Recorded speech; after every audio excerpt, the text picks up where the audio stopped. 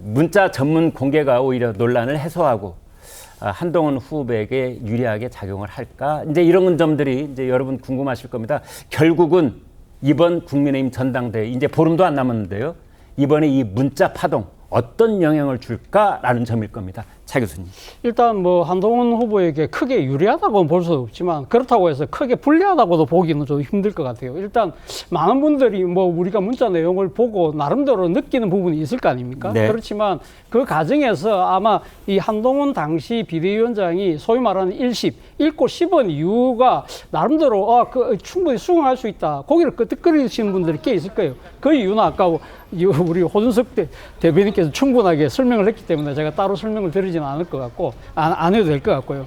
여기서 더 중요한 부분은 아마 상당히 많은 국민들이 왜 이 시점에 이 문자가 공개됐을까? 네. 거기에 대한 문제를 좀 더 초점을 맞추지 않을까 하는 생각이 듭니다. 네. 사실 어떻게 보면 지금 이 문자가 그러니까 이 김건희 여사가 한동훈 당시 비대위원장에게 보낸 것이고 이 두 사람 간에 그러니까 이 오간 문자라고 한다면 그렇다고 한다면 지금 한동훈 후보가 이걸 공개할 이유가 없다. 그렇다고 한다면 김건희 여사 측에서 공개했을 가능성이 높다. 그것이 소위 말하는 친윤들의 정치적 의도에 의한 공개가 아닐까. 많은 사람들이 그렇게 생각을 한다는 것이죠. 그렇다고 하면 그 의도는 뭐냐?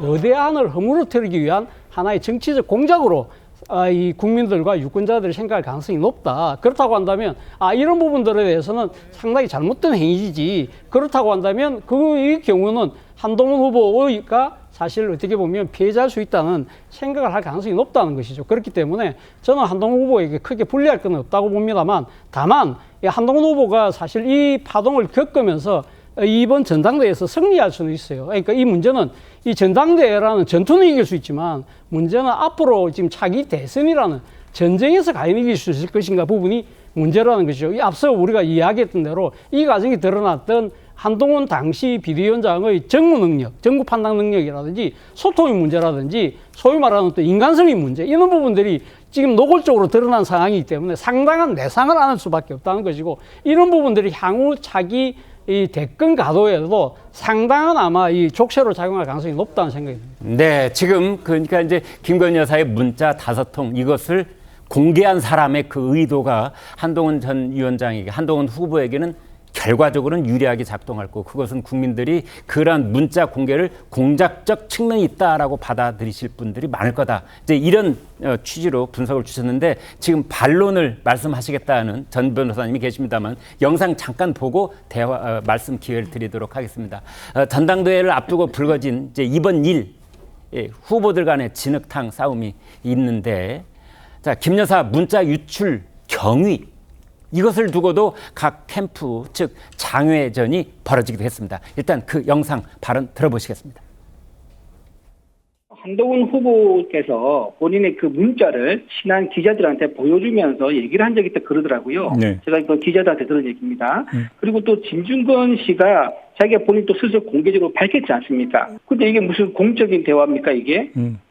지금 얘기하신 부분에 이 문자가 왜 공개됐는지를 유추해 볼 수 있는 부분이 있는 겁니다. 한동훈 후보가 당대표가 되는 것에 대한 두려움 이런 것들의 반로가 문자 공개로 이어진 것 아닌가라고 생각할 수밖에 없는 거죠. 이 문자 공개 자체가 어디에서 시작됐는가라는 것들을 뭐 조금만 관심 있는 분들이라면 이것을 한동훈 캠프 측에서 유출했을 것이다라고 생각하는 분들이 얼마나 될까요?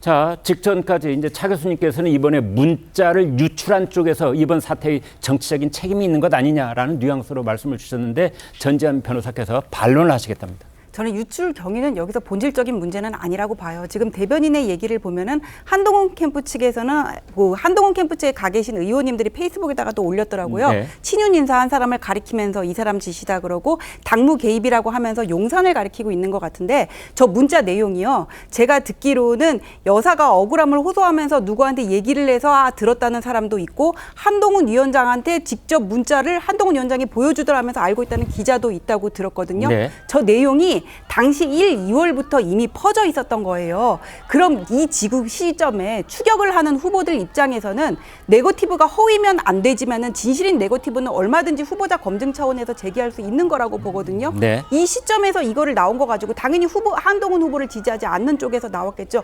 이거를 가지고 무슨 유출 경위가 문제다 뭐 이렇게까지 가는 거는 본질을 호도하는 논평이라고 생각합니다. 네. 유출 경위를 따지는 것이 이제 본질을 호도할 가능성이 있다 이렇게 말씀을 주셨는데 호준석 대변인께요. 이제 그렇지만은 현실은 이제 지금 전 변호사님 말씀하신 것과는 달리 유출 경위의 책임자를 색출해야 된다 뭐 이런 말까지 나오고 있어요. 어떻게 봐야 됩니까? 어떻게 색출을 하겠습니까? 이제 그만하시죠. 예. TV 토론에서 네. 이 문제는 물어보지도 말고 네. 답도 하지 마십시오. 네. 제 얘기가 아니고요. 서병수 선관위원장이 어제 네. 후보들 다 불러놓고 그렇게 요청한 겁니다. 뭐 요구한 겁니다. 이것을 네. 뭐 따를 그 의무는 없지만 네. 지금 저희 당의 분위기는 그렇습니다. 이렇게 가면은 누구한테 좋은 거냐 이게. 결국 웃고 있는 사람들은 저는 따로 있다라고 생각합니다. 반대 진영에서 웃고 있다. 네네. 이만큼 했으면 국민들이 아실 만큼 판단하실 만큼 충분히 다 나왔고 네. 이제는 그만하자. 그리고 미래로 나아가자. 국가 비전 얘기하자. 이렇게 말씀드리고 싶습니다. 네, 이미 이제 이 발언에 대한 유출이 누구냐라는 말을 저희가 꺼냈기 때문에 그리고 어제까지는 이제 그쪽에 그 친윤 의원으로 알려져 있는 이철규 의원 그 이름이 사실은 거론이 됐습니다. 그 부분은 지금 어떻게 정리가 되고 있는지 한송은 기자한테 마지막으로 하나 더 네. 물어보겠습니다. 어떻게 돼가고 있습니까? 네, 일단은 그 좀 이렇게 가지 말자고 해가지고 질문이 안 올 줄 알았는데 네, 일단 마지막입니다. 이철규 의원한테 일단 TV조선과 방금 방송 오기 전에 좀 통화를 해봤는데요. 네. 일단 이철규 의원은 이 유출 의심에 대해서 굉장히 억울한 입장입니다. 예. 그리고 이제 복수의 친윤계 그 관계자들을 종합해 보면은 사실 무근이란 입장이고요. 네. 이철규 의원이 아까 그 통화에서 했던 말을 보면은 지난 1월에 이 TV조선에 보도가 돼가지고 이제 좀 전후 상황을 파악하다가 일부러 알게 됐고 좀 센 표현까지 썼는데 음모를 꾸미는 사람들의 속설이고 이번 전당대회에 전혀 개입하거나 사주한 적이 없다 이렇게 입장을 전해왔습니다. 네, CBS에 제보한 사람은 누구예요? 그러면?